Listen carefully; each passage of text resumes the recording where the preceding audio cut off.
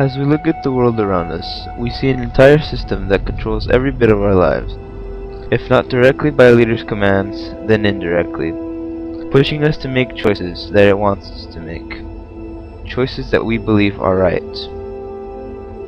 Capitalism. Why is it like that? What made it what it is today? What factors and circumstances brought the development and improvement to the basic idea of democracy by ancient Greeks? Thousands of years of human nature have proven to us that the spirit of competition raises the highest goals and makes us achieve them, thus survival of the fittest.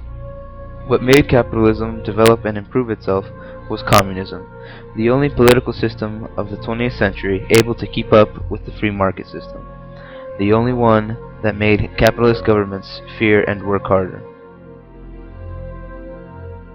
Examples of improving through competition are all around us. The spirit of competition impacted Iraqi's actions just like it impacted America and led it to victory. Even though the Cold War is over, communism is still around us. The total population of people living in communist countries is over 1.5 billion people. That is 5 times more than the population of the US. Some of these countries, like China, are doing considerably well in these hard times, exactly because of their economy, based on the ideas of Marxism. Marx was born on the 15th of May, 1818 in Germany. Coming from a long line of rabbis, Marx's father had been a man of philosophy and a respected lawyer. He encouraged Marx early on to study the world around him. At the age of 17, Marx went on to study law in Bonn and philosophy in Berlin. His biggest influence was Hegel. He stated, What experience and history teach us is this, that people and governments never have learned anything from history, or acted on principles deduced from it. Hegel's writings were inspired by Rousseau, and his writings would later inspire the young Marx. Marx went on to join a group known as the Young Hegelians, but when his mentor was removed from his teaching post, Marx returned to Germany, where he would write the most liberal paper, the Rheinische Zeitung. Although the paper was a great success, it was shut down because it was too liberal. Marx eventually moved to Paris, where he wrote his economic and philosophical manuscripts. This was the first outline for his Communist Manifesto, in which Marx writes that throughout history the population has been separated between two classes, owners and workers, masters and journeymen, lords and serfs, essentially the oppressed and the oppressors. The only way to get out of this continual cycle, at the time the social institutions had changed to owners of industry and the working middle class, was through social and economic revolution, in which private property is abolished and possessions now belong to the masses. It is also critical for the people under this form of government to work for the greatest good for everyone. This greatest good is decided by the leader. With Marx's ideas out, social revolution had increased, and communism was on the rise. Vladimir Lenin was directly affected by the ideas of Marxism and communism. He was inspired by the philosophy of Marx and became involved in the revolutionary propaganda efforts in Russia. For his actions he was arrested, released, and exiled, but even with this drawback, Lenin would not stop trying to apply Marx's ideology to the world. Lenin said, We want to achieve a new and better order of society. In this new and better society, there must be neither rich nor poor. All will have to work. Not a handful of rich people, but all the working people must enjoy the fruits of their common labor. Machines and other improvements must serve to ease the work of all, and not to enable a few to grow rich at the expense of millions and tens of millions of people. This new and better society is called socialist society. We can say that Lenin was the one who brought Marx's ideas to new heights. He was the one who developed the ideology and adjusted it to be applied to the world. For Lenin, Marxism was not just an idea, it was the guidance for action, and he was the one who made the people believe in Marx's ideas. He did what Marx couldn't. With an almost religious fervor, he rallied the masses. The Bolshevik Revolution, raised by Lenin's Communist Party, created one of the most powerful countries of the 20th century.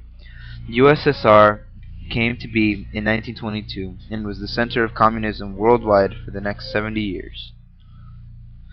In the future decades, Russia's almost destroyed economy was improved, modernized, and industrialized so fast that the USSR could compete with the most developed Western countries. The Soviet Union was preparing for the world communist revolution, which should have followed according to Marx's ideas.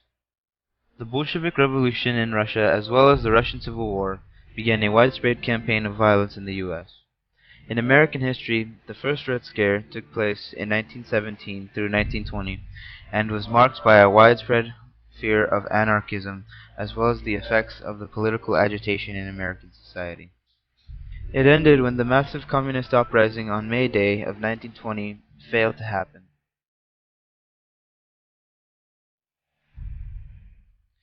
Not even 2 decades later, the Second World War had come along.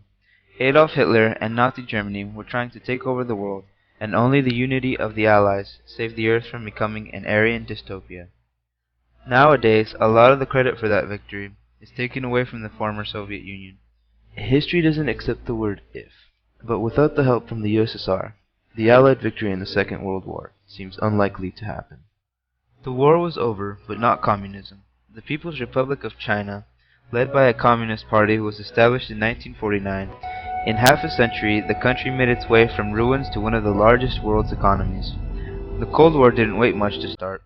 One of the longest wars in the history had no warfare, but was fought through speeches and technological races. Who will send the first person to space? Who will be the first to land on the moon? Who will have the fastest airplane, the best tank, the biggest army? Who will have the most prosperous and powerful nation? Of course, all these inventions should have been applied and tested somewhere. Wars in North Korea, Vietnam, and Afghanistan. All these countries were directly impacted by the competition between communism and capitalism. The wars didn't make anybody live better, but we can't ignore the legacy left by them. Not only was capitalism impacted by communism, but the communists learned from the capitalist system.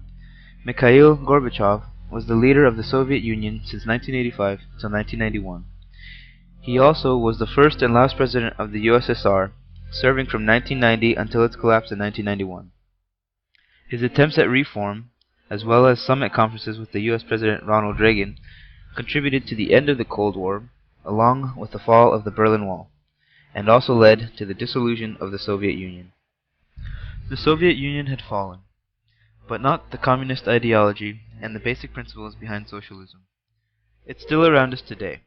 Irving Howe, writer of Socialism and America, states, There is a continuity of idealism in the socialist enterprise, which binds together people of different generations and experiences. Yet, if it's political strategies with which we're concerned, I suspect that most of what we need to learn from the movements of the past is how to avoid repeating their mistakes, and not to acknowledge the magnitude of those mistakes would be a form of disrespect.